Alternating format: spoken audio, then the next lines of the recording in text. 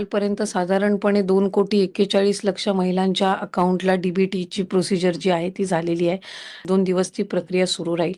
त्याच्यामुळे ज्या काही बातम्या वर्तमानपत्रामधून किंवा माध्यमांकडून लाडक्या बहिणींसमोर जात आहेत, त्या अतिशय चुकीच्या आहेत. आणि माझी तर सर्व लाडक्या बहिणींना विनंती राहील, की आपण कुठल्याही अफवांना बळी पडू नका. कुठेही आम्ही कुठल्याही लाभार्थ्याच्या खात्यातून परत काही लाभ घेतलेला नाहीये. रिफंड संदर्भातली चर्चाही नाहीये.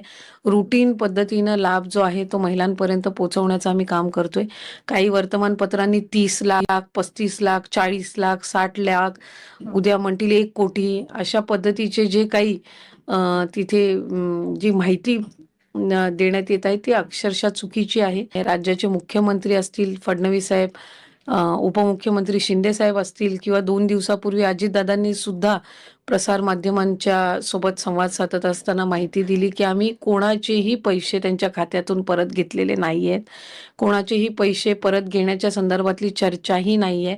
रुटीन पद्धतीनं लाभ जो आहे तो महिलांपर्यंत पोहोचवण्याचं आम्ही काम करतोय. जी-आर मध्ये जे सुरुवातीपासून निकष आहेत, याचा जो क्रॉस व्हेरिफिकेशन आहे ते आज आम्ही जाहीर केला आणि 10 दिवसामध्ये 15 दिवसामध्ये येईल असं नाहीये.